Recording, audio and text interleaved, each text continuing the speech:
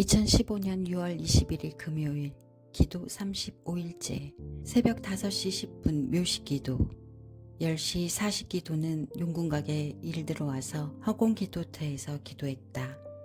점심을 먹고 졸려서 잠깐 눈을 붙였다. 꿈을 꾸었다. 여러 장면의 꿈을 꾸었는데 첫 번째 장면은 연예인 이경규가 나와 무속인 순례를 하는데 진짜 가짜 구별을 하는 체험을 하는 거였는데 점집의 간판과 차림새로 사람들의 심리 파악을 하는 거였다. 두 번째 장면은 연예인을 서울에서 만났는데 원광대학교 사거리에서 영어 사업을 한다며 인연이라고 또 보자고 하는 꿈이었다. 원광대학교 사거리는 나의 집이 있는 곳이다. 세 번째 장면이다. 우리나라와 중국 국경인 것 같다. 수많은 군사들이 보인다. 분위기가 심각하다. 꼭 스릴 첩보 영화에서의 분위기가 흐른다. 상대 군사들을 바라보다 노래로 견제하고 왕은 아니고 왕자 정도 되는 것 같다. 우리나라와 국경 사이에서 우리나라 여자가 잘 차려입고 화장을 하고 어떤 우리나라 남자와 얘기 중이었다. 좋아하는 사이? 관심 정도 있는 사이? 그런 것 같다. 그 여자가 머리를 하나로 올렸는데 마치 내 얼굴과 비슷하다. 여자가 자기 나라 가고 싶어서 남자에게 거기서 보자고 얘기하다가 세자의 눈길을 다른 곳으로 돌리려 세자를 불러 귓속말로 여기서 저러고만 있지 말고 직접 가서 힘을 과시하라고 시킨다.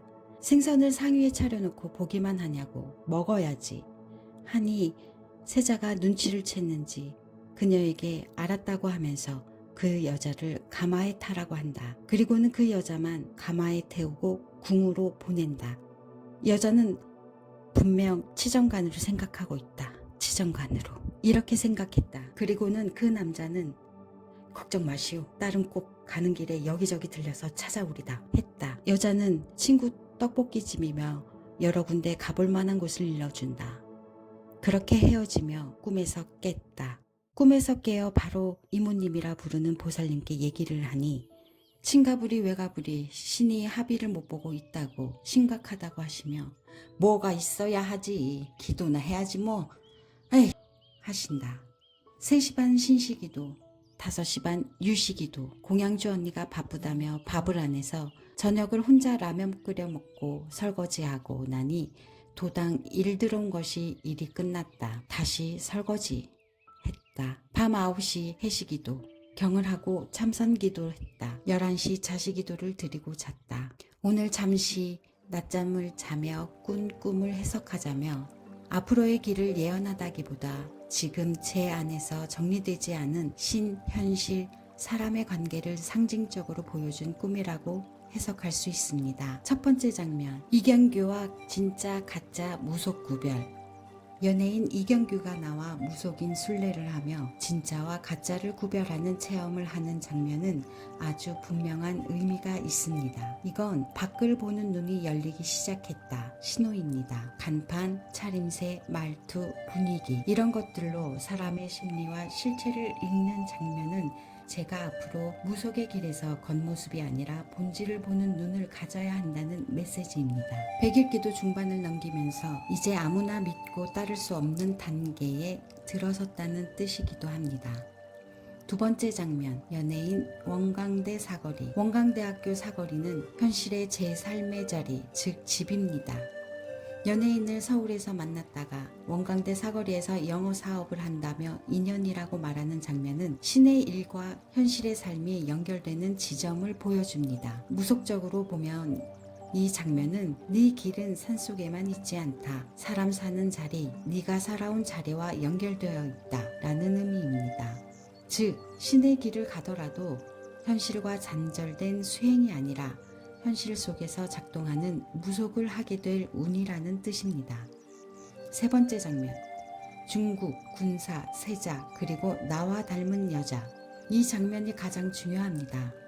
이 꿈의 세 번째 장면은 전체적으로 국경, 군사, 세자, 궁, 가마라는 상징으로 구성되어 있습니다. 무속적으로 볼 때 이 조합은 경계에 선 사람의 시험과 회수의 과정을 의미합니다. 국경과 군사들의 의미. 국경은 무속에서 두 세계의 경계, 즉 넘어가려는 자리와 머물러야 하는 자리의 사이를 뜻합니다. 수많은 군사들이 등장하고 분위기가 첩보 영화처럼 긴장감이 흐른다는 것은 지금 이 사람이 마음으로는 다른 길을 향하고 있지만 영적으로는 강한 감시와 점검을 받고 있는 상태라는 뜻입니다. 이 장면은 전쟁이 아니라 허락받지 않는 이동은 불가능한 상태를 보여줍니다. 세자의 등장 의미.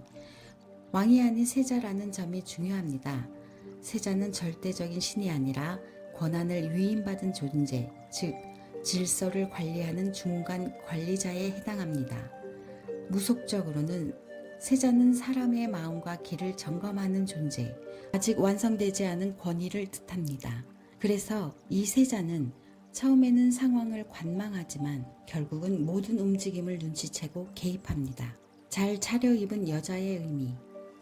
여자는 이 꿈에서 누군가를 의미하기보다는 꿈을 꾼 사람의 자신 또는 다른 자아, 특히 의식적으로 선택하려는 마음을 상징합니다. 잘 차려입었다는 것은 준비가 되어 있다는 느끼는 상태, 화장을 했다는 것은 감정을 감추고 상황을 조절하려는 태도, 머리를 하나로 올렸다는 것은 결단, 선택, 이동의 의지, 즉 이 여자는 지금의 자리를 벗어나고 싶어하는 마음 그 자체입니다. 세자의 시선을 돌리려는 행동, 여자가 세자의 눈길을 다른 곳으로 돌리려 하고 귓속말로 힘을 과시하라고 부추기는 장면은 무속적으로 보면 지혜가 아닌 요령으로 상황을 넘기려는 마음을 뜻합니다.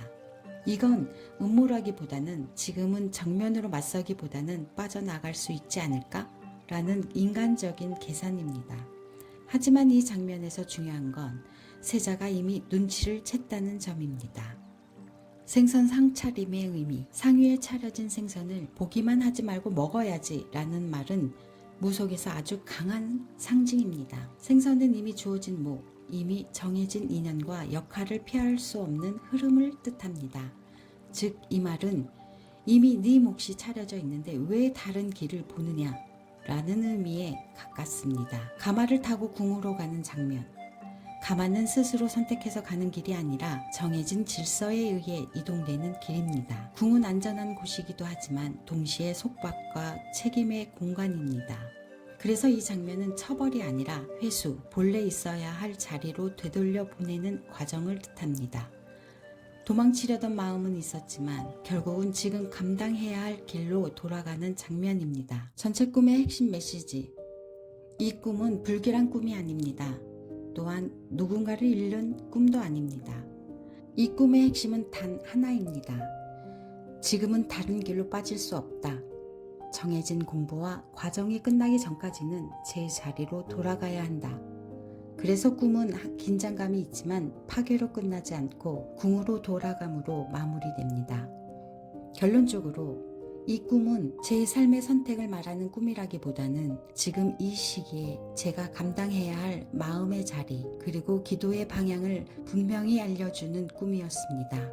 오늘 일기를 마치며 이 이야기를 보고 계신 분들께 꼭 전하고 싶은 말이 하나 있습니다.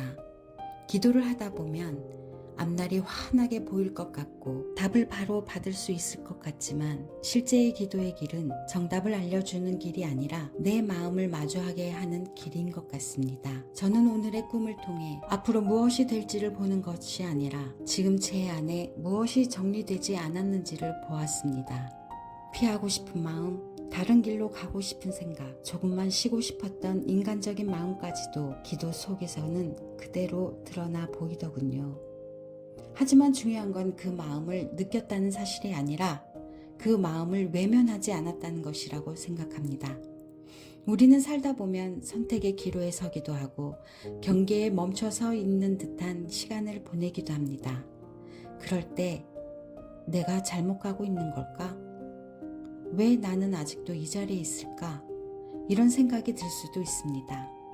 하지만 어쩌면 지금 멈춰있는 그 자리는 별이 아니라 아직 끝나지 않은 공부의 자리일지도 모릅니다. 오늘 이 영상을 보고 계신 여러분도 혹시 삶의 어느 국교형에서 갈지 말지, 버틸지 놓을지 망설이고 계신다면 이 말만은 전해드리고 싶습니다. 지금 흔들리고 있다는 건 이미 깨어있다는 증거입니다. 마음이 아프다는 건 이미 자기 자신을 보고 있다는 뜻이고, 길이 막힌 것 같다는 건 아직 그 길이 끝난 게 아니라는 뜻입니다. 오늘도 제 100일 기도의 한 페이지를 끝까지 함께 들어주셔서 감사합니다. 여러분의 하루에도 작은 평온과 따뜻한 숨 돌릴 틈이 조용히 내려앉기를 바랍니다. 다음 이야기에서도 저는 제자리에서 기도하며 기록하며 다시 인사드리겠습니다. 혜자였습니다. 감사합니다. 다음 에피소드에서는 이 새로운 여정의 이야기가 펼쳐집니다.